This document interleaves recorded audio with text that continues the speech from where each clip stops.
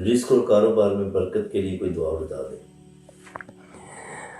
اللہ کے نبی صلی اللہ علیہ وآلہ وسلم سے بہت ساری دعائیں ہیں، میں ایک دو دعائیں بتاتا ہوں۔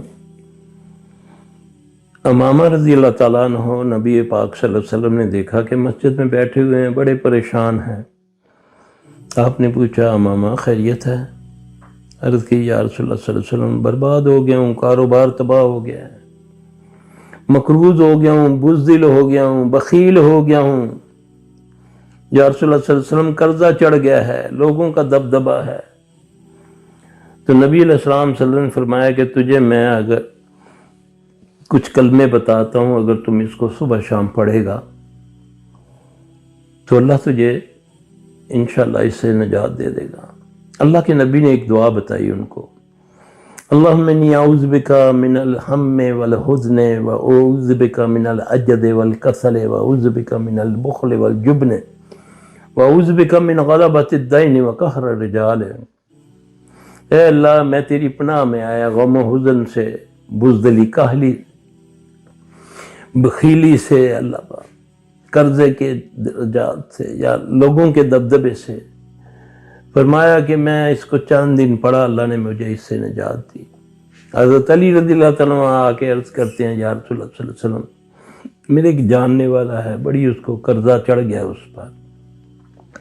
نبی علیہ السلام نے ان کو دعا بتائی، تویز نہیں بتائے، چلے نہیں بتائے، دعا بتائی کہ علی یہ دعا اللہم اکفنی بحلالک عن حرامک واغننی بفضلک عمن سواک، اس کو پڑھو۔ یہ احد کے پہاڑ کے برابر بھی اگر قرضہ ہوگا تو اللہ اس کو اتار دے گا۔ مدینے میں اللہ کے نبی صلی اللہ علیہ وسلم کے ساتھ جو مہاجرین آئے ان میں آپ کی ایک سالی اسماء رضی اللہ تعالیٰ عنہ بھی تھی۔ آپ ان کے گھر گئے تو وہ بڑی پریشان بیٹھی ہوئی، آپ نے فرمایا اسماء خیریت ہے؟ بس یا رسول اللہ صلی اللہ علیہ وسلم مکے میں کافی حالات بہتر تھے، لیکن یہاں پر آج بڑا ہی دل کر رہا تھا کہ گوشت کھاؤں۔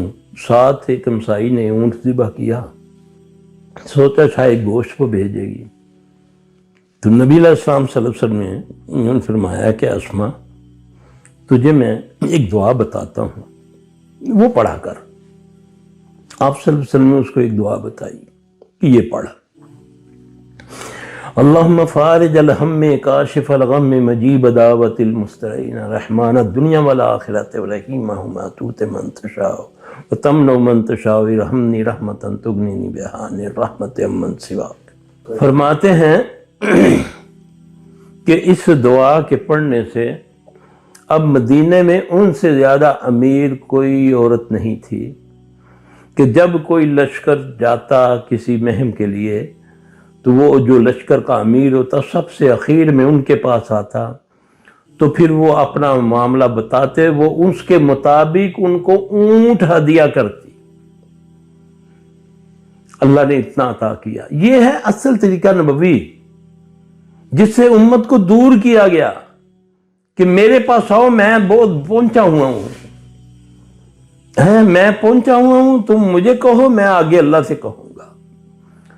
تو اللہ نے تو شرط رکھی ہے کہ میں تو اس سے راضی ہوں گا، اس سے خوش ہوں گا جو میرے نبی کا تابعدار ہوگا صلی اللہ علیہ وسلم۔ تو یہ باتیں، یہ اصل طریقہ اللہ سے مانگنے کا یہ ہے، اور بہترین طریقہ اپنی پریشانیاں دور کرنے کا۔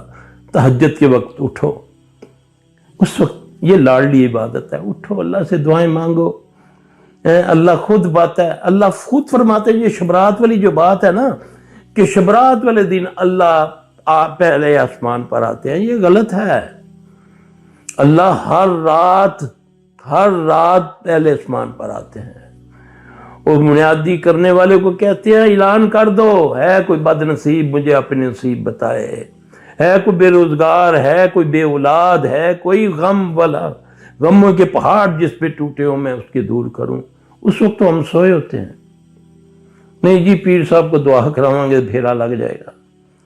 میرے بہن، میرے بھائیوں، یہ طریقے اپناؤ، تمہارے دکھ دور ہو جائیں گے انشاءاللہ تعالی، تمہاری پریشانیاں دور ہو جائیں گی۔ رازق وہ اوپر ہے، رزق آسمانوں میں ہے، مقالد السماوات والارض واللہ یبسط الرزق لمن یشاء ویقدر. یہ سارے خزانے آسمانوں میں، لاہور میں نہیں ہیں، مزاروں میں نہیں ہیں، پیروں کے پاس نہیں ہیں خزانے. اللہ کے آسمانوں پہ خزانے ہیں. وہ جس کو چاہے زیادہ دے، جس کو چاہے کم دے، یہ اس کی مرضی ہے. اس کو ایک بار پہچانو تو صحیح، کلمے کا مفہوم تو سمجھو، تو پھر دیکھو ہمارے معاملات کیوں سیدھے نہیں ہوتے. وہ تو اپنے وعدے سے بالکل نہیں پھرنے والا.